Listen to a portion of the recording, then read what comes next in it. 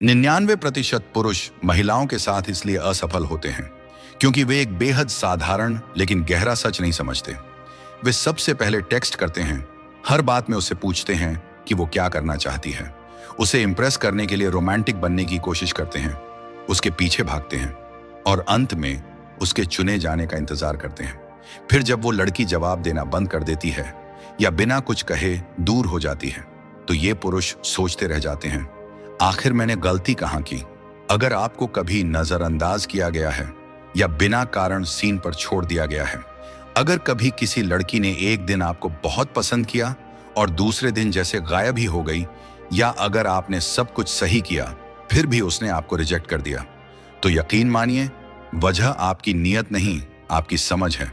दिक्कत यह है कि आपको महिलाओं की असली चाहत के बारे में झूठ सिखाया गया है। महिलाएं सिर्फ अच्छे लड़के नहीं चाहती, उन्हें वो पुरुष नहीं चाहिए जो उन्हें किसी पेडेस्टल पर बैठाकर पूजा करे। उन्हें वो पुरुष चाहिए जो खुद को समझता हो, जो असली आकर्षण के नियमों को जानता हो। अगर आपने ये नहीं सीखा तो आप बार बार उसी साइकिल में फंसते रहेंगे, लेकिन अगर ये समझ आ गया तो आपकी पूरी लव लाइफ बदल सकती है।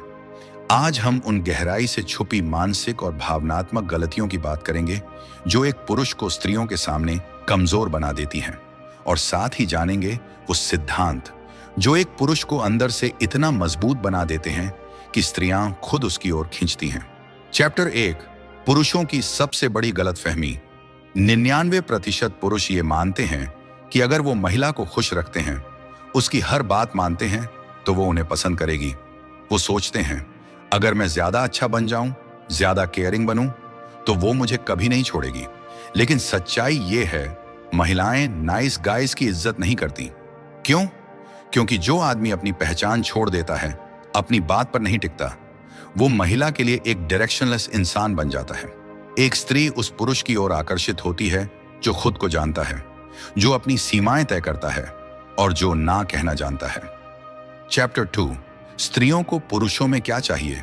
स्त्रियों को पैसे, गाड़ी या बॉडी से ज्यादा एक चीज चाहिए, आत्मिक स्थिरता। उन्हें एक ऐसा पुरुष चाहिए जो मानसिक रूप से मजबूत हो, जो खुद के इमोशंस को कंट्रोल कर सके, जो तब भी शांत रहे जब सामने वाला चिल्ला रहा हो।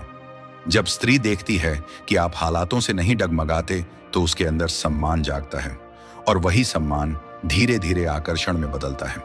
स्टोइक दर्शन यही सिखाता है, बाहरी दुनिया को बदलने से पहले अपने भीतर की दुनिया को स्थिर करो। चैप्टर 3, पुरुषों की सबसे बड़ी कमजोरी। अधिकतर पुरुष महिलाओं से प्यार नहीं चाहते, वो चाहते हैं स्वीकृति। वो वैलिडेशन के भूखे होते हैं। उन्हें लगता है अगर कोई लड़की मुझे पसंद कर ले तो मैं अच्छा हूं, और जैसे ही कोई स्त्री थोड़ा भी ध्यान देती है वो खुद को खो देते हैं। लेकिन असली पुरुष वैलिडेशन के लिए तरसता नहीं, वो खुद को जानता है और खुद के लिए जीता है। यही आत्मनिर्भरता एक महिला को सबसे ज्यादा आकर्षित करती है।